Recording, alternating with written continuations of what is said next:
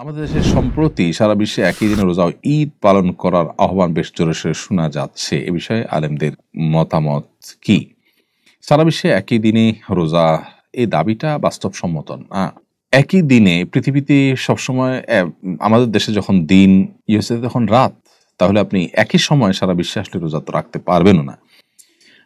এটা হলো একটা কথা। দ্বিতীয়ত কথা হলো যে নবী করিম সাল্লাল্লাহু আলাইহি ওয়াসাল্লাম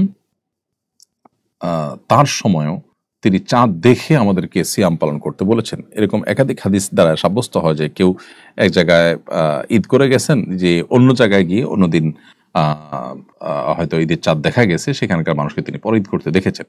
আসসামু ইয়াওমা ইয়াসুমুন নাস ওয়াল ফিতরু ইয়াওমা ইফতিরুন নাস। তিনি বলেছেন যে যেদিন সবাই রোজা রাখবে সেদিন তোমরা রোজা রাখবে, যেদিন সবাই ইফতার করবে সেদিন তোমরা ইফতার করবে, অর্থাৎ ঈদ করবে। তো এখানে চাঁদ দেখা যাওয়ার উপরে নির্ভর করে এই আমলটি করতে হবে।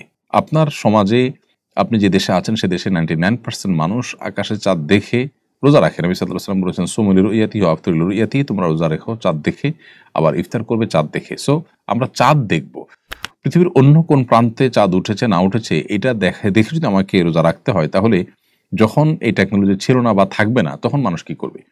ইসলামটা তো সর্বজনীন, সর্বকালীন, সব সময়ের জন্য প্রযোজ্য। বিধায় ইসলাম এমন কোনো ব্যবস্থার কথা বলে না যেটা এক সময় কার্যকর থাকবে আর সময় অকার্যকর হয়ে যাবে। তো এই জায়গা থেকে আমাদের দেশে মানুষ আমরা চাঁদ দেখে রোজা রাখা, চাঁদ দেখে ঈদ করাটা এটা বাস্তবসম্মত। একই দিনের সারা পৃথিবীর মানুষ রোজা রাখা বা ঈদ করাটা কোনোদিনই সম্ভব নয়, কারণ ভৌগোলিকভাবে এটা অবাস্তব। ধরুন সৌদিতে যখন সন্ধ্যা 7টায় চাঁদ দেখা যাবে, নিউজিল্যান্ডে তখন রাত 4টা বাজবে। এখন বলুন সেই রাত 4টা বাজা পর্যন্ত তারা কি অপেক্ষা করবেন?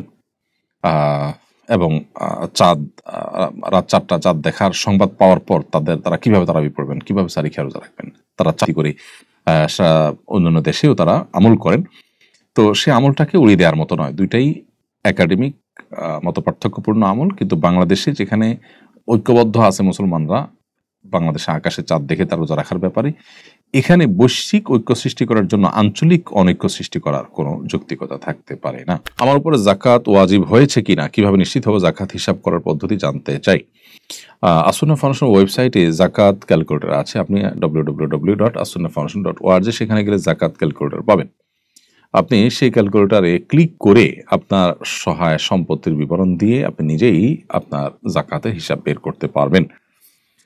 আশা করছি যে এটা আপনার জন্য সহায়ক হবে। এছাড়া যদি আপনার জাকাত বিষয়ক সুনির্দিষ্ট কোনো প্রশ্ন থাকে তাহলে আমাদের অফিসে আসুন্নাহ ফাউন্ডেশনের অফিস টাইমে ফোন দিলে ইনশাআল্লাহ উলামা ইকরাম আপনাকে উত্তর দিবেন। যদি কারো স্বর্ণ 10 ভরি হয়ে থাকে তাহলে কি পুরো 10 ভরি জাকাত দিতে হবে, নাকি 7 ভরির বাড়তি অংশে জাকাত দিলেই হবে? বোন শাহিনা 10 ভরির হলে তাকে 10 ভরির পুরাটুকুরি জাকাত দিতে হবে।